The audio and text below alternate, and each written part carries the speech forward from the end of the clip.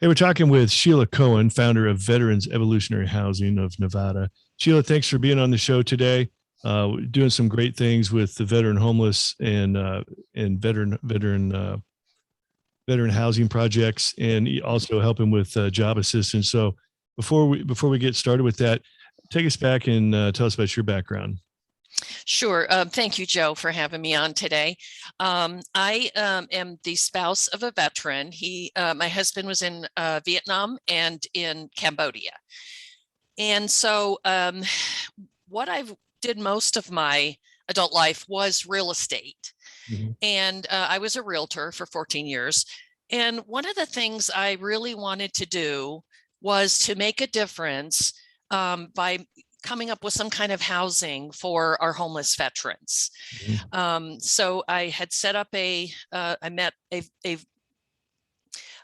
a Marine veteran 4 years ago, and he asked me to help him run his first nonprofit, which was called Vets 365. And we provided resources for veterans that were transitioning out of the military. And one of those was housing. So I decided to this year just focus simply on housing because that's what I know best. And I wanted to make a difference. Awesome. So, um, what were some of the initial aspects, or what are some of the ugly truths about starting a nonprofit and some of those struggles that you had initially when you got started? Yeah, I really enjoy running a nonprofit. First of all, I enjoy working for myself. Okay, Yeah. and but there's definitely struggles. It takes 2 or 3 years to really get a nonprofit up and running and off the ground and getting support for it. But the benefits are that you are your own boss and you can pivot the business, which I have done at least 3 times, Mhm. depending on what's going on in the economy and everything. Yeah. So what do you find yourself spending if you're running a nonprofit? What do you find yourself spending the most time doing? And is it what you had thought it would be from the beginning? Yes, it is what I thought it would be. Excuse me. The biggest thing I spend my time on is fundraising. Mhm. I am pretty much right now a one-person show, and I have to do a little bit of everything. And what I do enjoy doing is getting out and talking about my nonprofit and the mission that we have and what we're trying to accomplish. And, hopefully the funds will follow after that. Mhm. So that's kind of what I was trying to get at was most people, and especially the face of the organization in a nonprofit, usually ends up spending most of their time raising money. Mhm. And there's a lot of veterans want to do a lot of good things out there, and they want to be hands on and want to serving the veterans and that kind of thing. But unfortunately, if they're not going to do that, somebody has to. When you jump into the nonprofit realm, it's really about raising money. That's your revenue is going out and raising money, donations, and sometimes people can be a little misguided about what the focus and main effort is. You got to have the money first, then you can start helping people. So at least you knew going into it that you probably would be spending the majority of your time doing the fundraising. Yes, absolutely. And what it has done is it has encouraged me to talk to corporations. I talk to Senate. I talk to legislators. I like to start at the top and tell these folks about what we're doing to get their support. But I truly have enjoyed doing it along the way. Hmm. So you were in real estate for a long time, used to talking with people, getting along with people. How was it different trying to get into business owners, corporations, and getting to the decision makers as far as exposing them to what you're doing with your nonprofit? Yeah, I think what I found the easiest way to do it is to basically collaborate with other nonprofit organizations that are doing the same mission that we are doing. And therefore, that gets us a foot in the door or connections with corporations and others that they might be working with. Now, what were some of you said you've pivoted 3 times. What did you initially start in at, and what were your pivots along the way? Yeah, the first pivot was back when the pandemic started. We were still doing resources for veterans, Mhm. and we were watching a lot of people losing their jobs during the pandemic and corporate laying people off. So we had pivoted and decided to take our education program and bump it up so that we could offer it to anybody who lost their job during the pandemic time and they wanted to learn how to start their own business. So that was basically our first pivot. Our second one was, and it moved on to the third one, which is just to focus only on housing for our homeless veterans. And that's where I spend the majority of my business time now. Mm-hmm. Um, what is the extent of the homeless veteran homeless issue in the U.S. or you're there in the Nevada area also? Yes, I do watch the statistics all the time. I follow HUD to see what numbers are out there. They still are a little behind in publishing the current numbers, but at the end of 2020, there were 7,000 homeless people in the city of Las Vegas, and of that, 10% were homeless veterans. Mm-hmm. And it just breaks my heart to hear that number. They don't deserve that. That's why I wanted to make them a priority to get my housing going. Right. So, do you find that the the situation with veteran homelessness, like the veterans end up homeless for much of the same reasons that the others do? Yes, basically they do. They can't get a job, or if they had housing for some reason, they may have lost their housing. The environmental situations, the pandemic certainly didn't help anybody. And there are a lot of different reasons why, excuse me, they end up homeless, but a lot are very similar to homeless in general. Yeah. And so many of the solutions for veteran homelessness are the same for the other homeless. There's basically shelters and different levels of sheltering that they do. As far as the veterans go, they work specifically with the VA, the VASH program, and they will get priority in some shelters before they do get their housing. Hmm. Okay. Well, hold that thought. We're going to take a quick break and we'll be right back.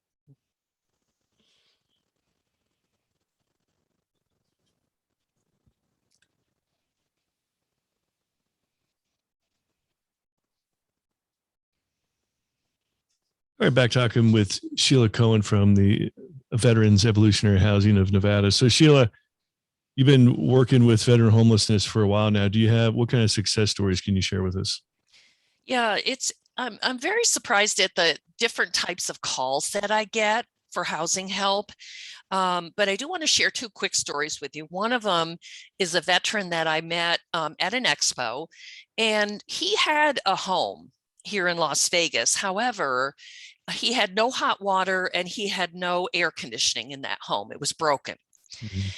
And so after I, followed up a little bit with him on what was going on, we got him two contractors out here that actually replaced his equipment for free, and he was back up and running, within 2 weeks.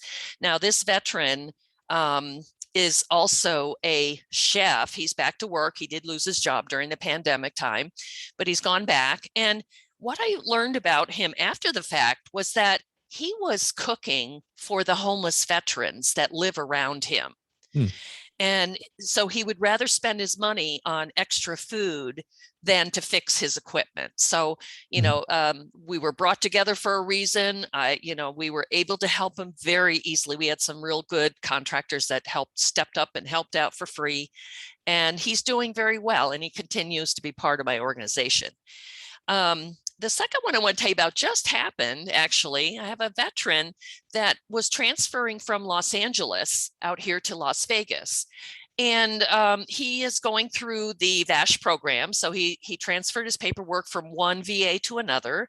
Mhm. And what really kind of surprised me and I struggled with was that it took 4 months to get them housing out here. It's just not, there's just not a lot of housing.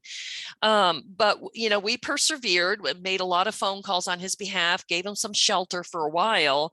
And he just now got into some VASH housing. He's in an apartment, 1-bedroom apartment. And I'm now working on getting him some furniture and, basic stuff that he's going to need for his apartment. But he's still looking for a job. That's also been a little bit of an issue, trying to help him out by introducing him to other people. Mm-hmm. Can you explain what the VASH program is and what they do? Yes, certainly. The VASH program is part of HUD. So if a veteran is in that program, they can apply for and get rental assistance every month for their housing. Sometimes it includes the utilities, sometimes it doesn't. But if you are in that program, you're relying on them to help you, and they do work really hard at it to get some housing. And how does the VASH program differ from other programs like Section 8 and that kind of thing? It's somewhat similar to Section 8, I would say. This is it's an ongoing program. As long as they meet the requirements, they are going to continue to get housing. This particular veteran that just got into housing has said to me, I really want to be independent. I really want to get my own place and get my own loan. And because I'm a realtor, I can help him with that. And I would love to see him successfully have his own place one day. Mm-hmm. So typically, I mean, is there a typical way you get introduced to veterans in need, or are they usually coming to you? Or you get introduced through those that need help through other people? Yeah, I get 3 to 4 calls a week from veterans specifically. Excuse me. And they get, they hear about me through other programs in the Las Vegas area or other nursing staff. And they call me directly. And some of them live in their car with their dog, and they won't take just anything for a rental unless they will be able to include their dog. Some people call me and say, I got to get out of this motel tomorrow. So I rush around, I get on the phone, I call as many people as I can think of. We found a place actually in San Diego. It was a farm where the owner was willing to rent out a camper as long as the veteran would help work around the farm. I mean, there's just amazing stories of, people that call me, and it kind of breaks my heart. There's 3 to 4 calls a week, but I take calls 7 days a week. I will try to help them, do whatever I can to help them. Mm-hmm. And so it seems like mostly how you're able to help these folks is you put it out to your network, and somebody jumps up and raises their hand and say, we got an idea over here. They can try this one. Yeah, right now it is the resources that I'm aware of out here, and that's why I started Veterans Evolutionary Housing. I want to do my own housing. I want to have a solution, say, hey, we've got something for you. Come on over, let's talk, and let's, go through the intakes. Let's see what other services you need, and we can help you from there. Mm-hmm. Now, have you ever, knowing a lot of people in the nonprofit business, especially the veteran nonprofit, do you run into properly vetting some of these people? Any issues with that? We do check into that. We also check into that with our housing partners, to make sure that whoever we're collaborating with is vetted. We will also do a memorandum of understanding with the veteran who is going to come into our housing program, mm-hmm. and set up goals and make sure that he or she is doing what they're supposed to do, and we are doing what we're supposed to do to provide for them. Yeah. So how does somebody find Veterans Evolutionary Housing? Yeah, Veterans Evolutionary Housing. We are on all social media, and we are on the internet. You can either spell it out, or we have an abbreviated website, vehnv.org, and that will redirect you to our housing website where you can reach out to us. Now, as goes with many nonprofits, the fundraising part is not easy. So can you talk about some of the struggles you've been having with that? Yes, I have been having some struggles with that. I have actually been able to find land that will be donated and we can use, but the funding, I think part of it's the pandemic. Hmm. Part of it's that the corporations, have laid off employees. They've cut back on costs. There's other things that are going on where the funding doesn't come through. And even if I just have to start with 10 homes Hmm. on an acre of land to get this going, I think the funding would follow. And so I'm looking for angel investors that want to be part of this project with us and, may want to do something with us before the end of the tax year so that we can get going the first quarter of the new year and start building what we want to do and make a difference. Now, are you talking about actually building new homes on the vacant land? It's going to be tiny homes. So we're looking at approximately 350 square feet, manufactured walls, all right, on a permanent foundation. Hmm. This is not going to be a Band-Aid. This is going to be a permanent solution. You can stay there as long as you're doing what you're supposed to do. We want to help our veterans get jobs once we get them into shelter so that we can so they can be transported back and forth to their job, earn some money, feel like they're part of society again. They can pay a very cheap rent back to us of $1 a square foot. So for $350 a month, we feel we can run those tiny homes with them. And if you have a minimum wage job, you can afford that. Hmm. Yeah. So you say you actually have some land that's being donated to you or here soon? Yes, that's correct. We've partnered with a ministry here locally, and they have 22 acres, and it's all flat. We've seen it. We know what we can do or can't don't have access to with it, and they want to not only include veterans on this land, but they also want to have homeless in general, and they want to have women who have been trafficked on this land. So, I see it as a bigger picture that it can help so many people. We just need the support behind us to get it started.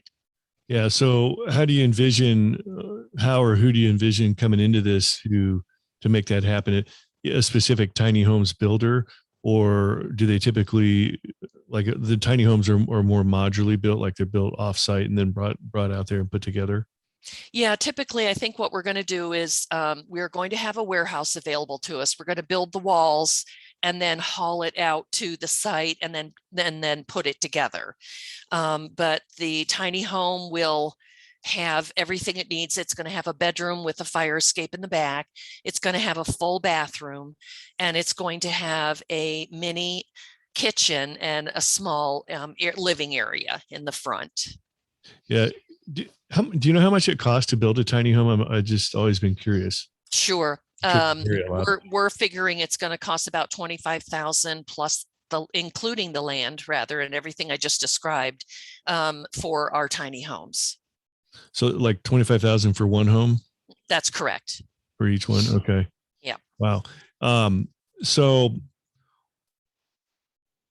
can you talk about some of the campaigns, some of the ideas you got going on out there that you're able to try to make this happen? Yes. I really will. Again, it goes back to speaking in front of people. Mhm. I like that side of it where I can meet everybody in person and talk to them. So I'm going to VFWs. I'm going to other types of coalition meetings. I go to in front of the planning committees of the location of this land. And like I mentioned, I also talk to senators. I talk to assemblymen and women. Mhm. We have a councilman out here who has been so supportive and has always made connections and helped me move this thing forward. You know, so something that comes to mind, I have one of my best friends works in the trucking industry, and they're turning over a lot of trucks this year. Specifically the trailers in the Hmm. trailer, the semi trucks. Yep. Um, so they're selling a trailer, which is for the most part sealed and waterproof at this point. Because I always think back to container living, like Hmm. overseas, Iraq, Afghanistan. A lot of us, if you weren't living in a tent, you're living in a container, Yes. um, a steel can that had some windows or doors cut out or whatever, Hmm. and put heating and air conditioning in it, and you're good. But um, it always makes me wonder, as he was telling me, like they're selling, thousands of these trailers that are some pretty good square footage. They're probably like more than 500-600 square feet, I think, depending on the length. Hmm. But they're selling them for like $500 a piece. They're just Oh, basically giving them away. wow. And it always, I've been going back and forth with him numerous occasions. Like, what could we use these things for? There's got to be a good use. There's people that are buying them. I'm not sure what they're doing with them, but there's a lot of container homes, and the tiny homes is a big thing too. Um, I think the tiny home is probably way more expensive, probably nicer, but I was just curious, like, have you thought about containers or even these possible used trailers as a interim option until you can find the funding to build actual houses? Yes, absolutely. I've looked into many different options. We do have a village out here that's been established in Las Vegas for a while, and they just started putting together container homes. I Mhm. did go out and tour them, so I have a pretty good idea what they did with those campers. Whatever we can do to put them in temporary shelter and get them off the street, I have no problem with that, as long as it's comfortable. But we also have a concept where we have a small cube, which is 8 by 8, so 64 square feet. It's big enough for a bed, and the door will lock, and you can get out of the elements and be into something comfortable. So I'm absolutely open to other ways to get this done. This is just, tiny homes is something that's been taken off around the country, and I think it's a takeoff from the container homes and other things that have been converted. Yeah, I don't really know what the cost. Like, if you take a regular container or a regular trailer Hmm. from a tractor trailer, I don't know what the cost is to convert that over if you're going to try to put running water in it and heating and air and all that. So there's obviously some costs involved in that, but the basic structure, which is a solid structure, is almost free. You would just have to modify it into that. Correct. Yeah, I have seen how they've set them up. They rent them out here for about 800 a month. Hmm. Okay, and that's for a full size container, and then a smaller container can rent for like 600 a month, half a container. So, if it's shelter, it works. This container facility that you visited out there, is it is it based around the homelessness or just affordable housing? It was actually first for veterans, homeless veterans, but now it is for all homeless Mm-hmm. in the area. And they've got about 5 or 6 facilities that started as old motels that were converted, and so that people could live in the motel rooms. And then they started adding the containers homes on the same site. Yeah. I've never been in a container home like one that's been converted over. What does that look like? Or what does it have, full running water and toilets and everything on the inside? Yes, it does. Showers and everything. The back wall is typically solid. So that's where they make all the connections to the city services Mm-hmm. through the back wall. One end of the container is going to be a big patio door or something with a lot of window with a lot of light, and then you enter through the middle of the container. The other side is your bedroom. So they did a really great job. This guy has done amazing work out here to get so many homeless off the streets. Oh, that's awesome. Well, Sheila, we're getting towards the end of our time. Tell us again one more time, if somebody's interested in helping out or getting a hold of you, how to get a hold of Veterans Evolutionary Housing. Yes, thank you. You can certainly find us on the internet. Just Google us, or you can also give me a call or text me. My number is 951-491-4121.